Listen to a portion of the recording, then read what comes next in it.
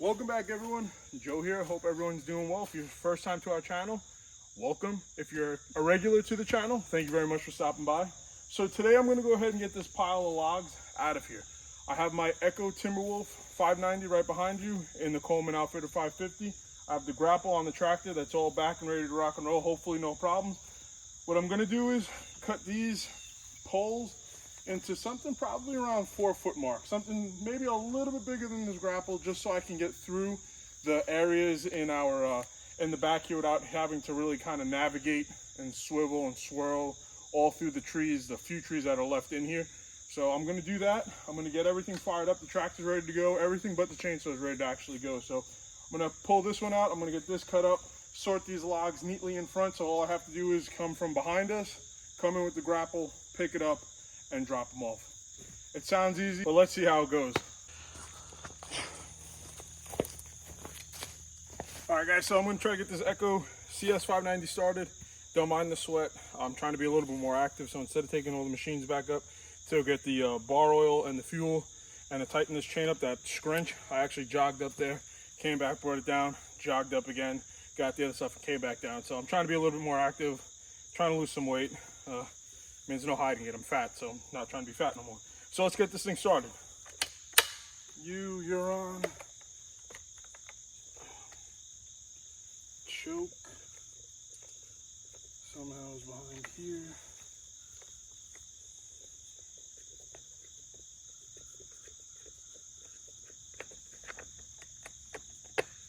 Strange.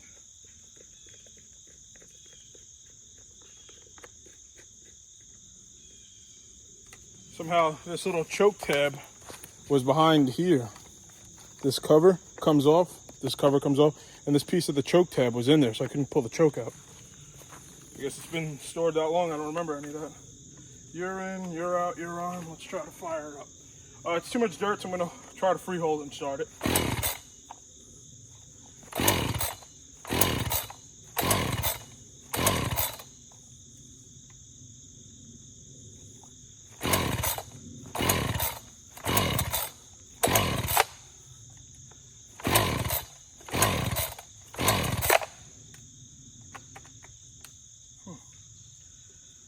You're in, you're on.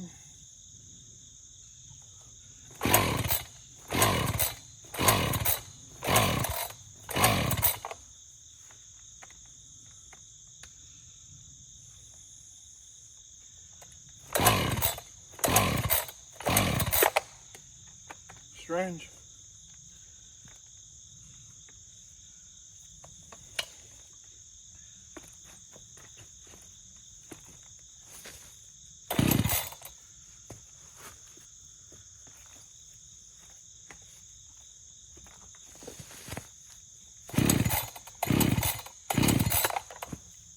I just hit the dirt.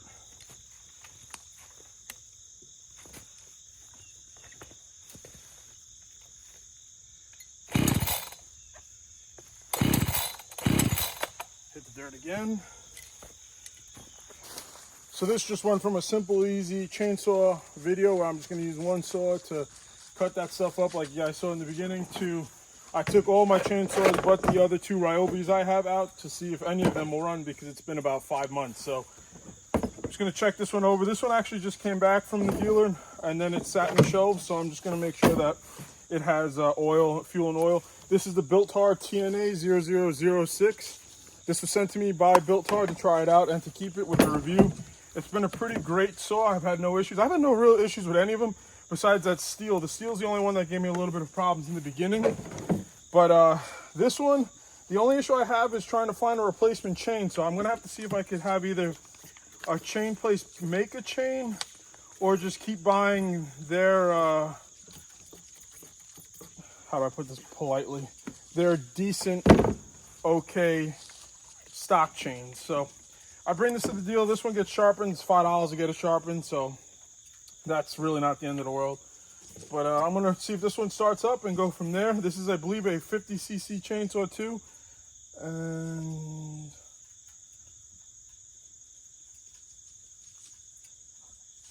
I'll put a link to the video as to when I first unboxed this, and has all that information right above me somewhere, like right in this area. I changed my shirt too because I hate being all sweaty inside of sweaty clothes. That's nor here or there. I'm going to get this one ready. And then I also have, this is my steel. This is the MS291. This also came back from the dealer not too long ago. I'm just making sure everything has fuel and oil. It seems like everything is pretty much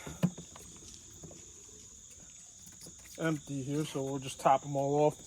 I think the plug on the on this Echo CS590 fouled out, so I'm probably gonna have to run over to Tractor Supply, go get a new plug. When I pull it again, I'll show you what the model or type of plug it is. I might actually have that somewhere floating around in here because I do a pretty good job of buying everything, at least 2 or 3 pieces of everything, but I don't know. Only so much I could remember. Yeah, this should be for the steel.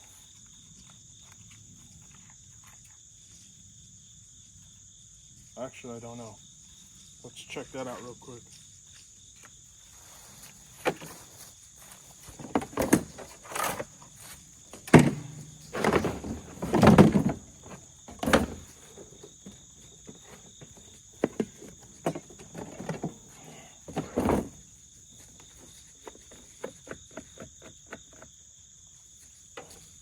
Every time I start filming, I tell myself, oh, put in your contacts. You're going to destroy your glasses. Put in your contacts, but somehow I always walk out with my glasses on. All right, so your Echo CS590, it takes an NGKR BPMR 8Y. Start that way so you guys can see. That's what I'm talking about. I tried to clean it off when the camera was off, but it's still Shingatsu. Here we go. So this is an MR7A. I'm pretty sure this is for the steel. I don't know what the big difference on, other than that part number, would really be. But for reference, I mean, here's the new one, all clean and beautiful. And here's the old one, not so clean and or beautiful. Only way really telling is by seeing what that one is, but let's see if it even starts before I start making this into a will my chainsaw run video and get sidetracked. So I'll leave that off, so I'll just do it the right way. Takes 2 more seconds. Tight, 2 tights broken.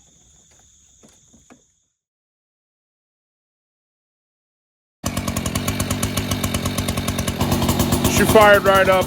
I was clearly doing it wrong. I didn't even replace the spark plug yet. I watched a review video on how to get it started with a flooded engine, and it's as simple as you pull out the choke and you push it back in and it puts it into a high idle mode.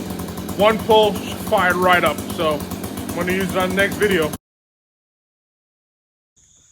When I was going through college, I worked at Lexus. Most of you guys know this. And the guy who was teaching me, my foreman at the time, would always say that. But unfortunately, he passed away. He's a great guy. All right, let's get this Bilt Hard, see if this thing starts going. On this episode of Will It Start? All right, prime it. 1, 2, 3.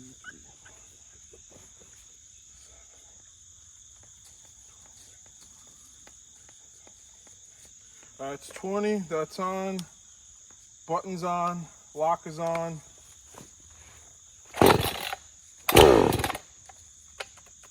She wants to go. Fire's up.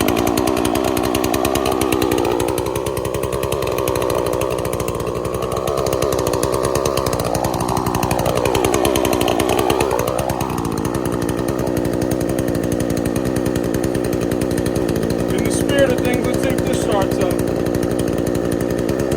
All the way open, lock.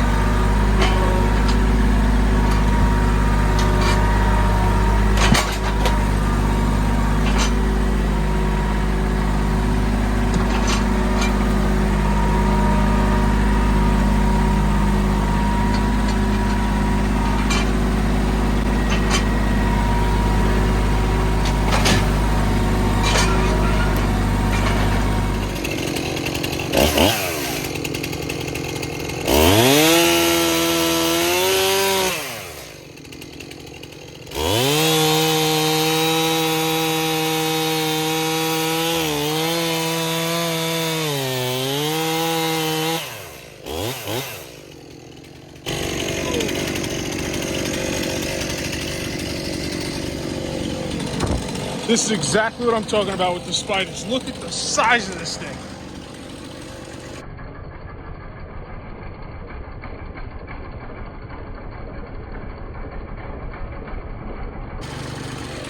What the devil?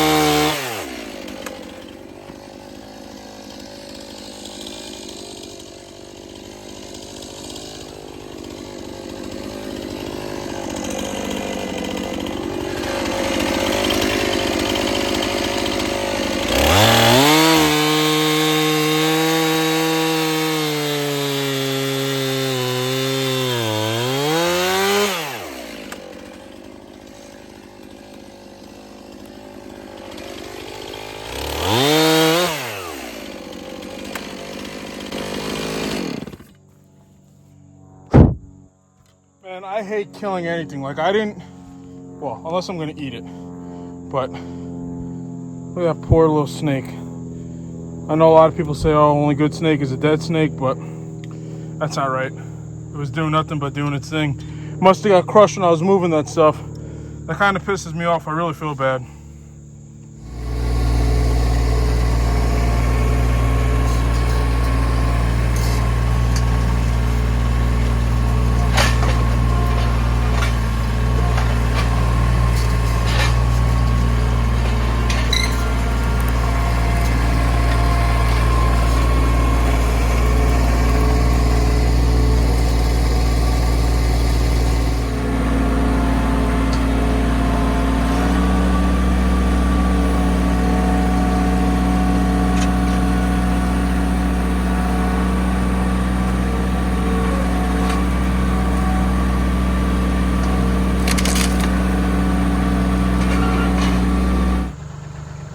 So here are the logs, guys. I piled them up. It's probably close to about 8 foot high off the ground. You may not be able to tell because the hill goes up that way and it doesn't really give it much depth perception. Let's try that one. I got to get rid of these in the next few days, and then I'm going to go ahead and set up a seat back there at 50 yards so that we have the 50-yard shot to this backstop. I'm going to go get some tires. Hopefully this week I'll put some tires along here.